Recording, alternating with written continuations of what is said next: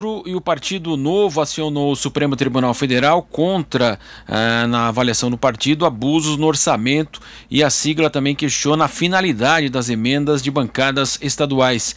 E quem vai conversar conosco agora é o deputado federal pelo Novo de São Paulo e líder do partido na Câmara, Vinícius Poit. Boa tarde, deputado.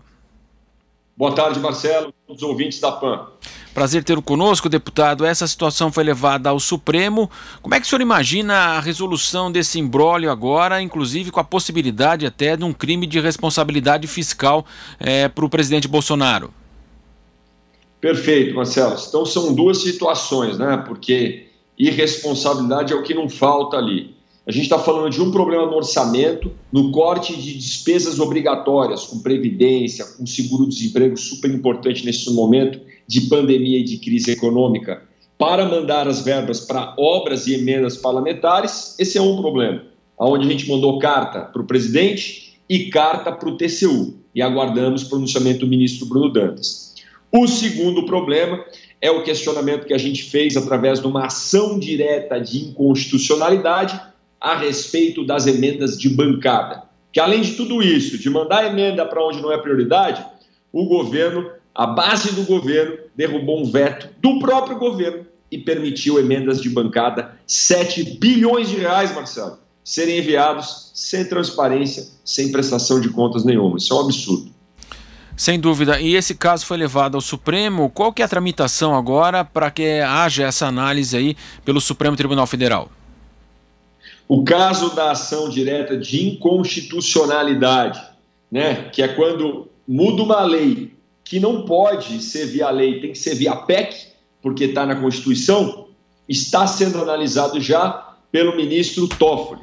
O advogado que assinou isso pelo Partido Novo, o advogado, o doutor Paulo Roque, aqui de Brasília, já pediu uma audiência com o Toffoli para ter mais informações e para defender o nosso ponto, porque que é inconstitucional. Agora, assim como tudo aqui na Câmara ou no Senado, tem que ser pautado no STF e ser exposto lá para ter uma decisão e o voto. O que a gente vai fazer é mostrar a urgência de ser pautado logo, porque vai sobrar duas alternativas para a imprensa e para todos nós. Avisar que o Congresso pode fazer isso, e é o que a gente está fazendo, está pressionando, ou depois simplesmente dizer que o Congresso fez isso. Porque o Congresso vai fazer, não vai perder a oportunidade de mandar dinheiro sem prestação de contas, sem transparência, o que é um absurdo e que o Novo sempre foi contra. Agora, deputado, de fato a gente sabe, né, que a Comissão de Constituição e Justiça e também a própria Comissão Mista do Orçamento são comissões aí formadas por parlamentares de grande experiência, uma grande disputa, inclusive, para integrar essas comissões. E nesse lado aí não dá para a gente imaginar que há inocência aí, e quem seria o lado mais errado aí? É justamente o Congresso ou o Ministério da Economia? Quem que acordou e quem não cumpriu o acordo? Não tem inocência de nenhum dos lados, né? Inocência do povo brasileiro, que acreditou nesse presidente lá, né? Inocência do povo que vota acreditando que esses políticos estão lutando por eles. Então a gente precisa mudar a eleição do próximo pleito, né, 2022, botar gente nova, gente que representa a gente, porque isso daí, Marcelo, é algo do governo federal junto com a base dele no Congresso, com o Centrão, porque não são duas coisas, acaba sendo uma só.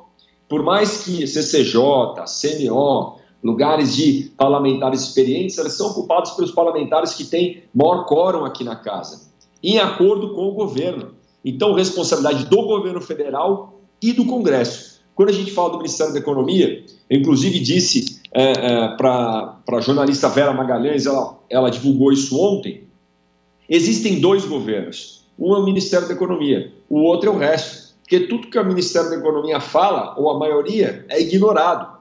E o Ministério da Economia apontou, tem que vetar isso daí porque é inconstitucional. Por isso que o governo vetou. Só que aí depois o Congresso derrubou o veto, com votos da própria base. Então, o Ministério da Economia, eu não sei muito bem por que está aguentando esse monte de desaforo. Se fala, dá orientação e é ignorado. Exato, deputado. Agora, qual que é o caminho? Fala-se que nós temos aí até o dia 20, 22 para que haja essa reversão, e hoje, inclusive, o Ministério Público emitiu aí, solicitou ao Tribunal de Contas da União um alerta aí sobre essa questão do crime de responsabilidade. Perfeito.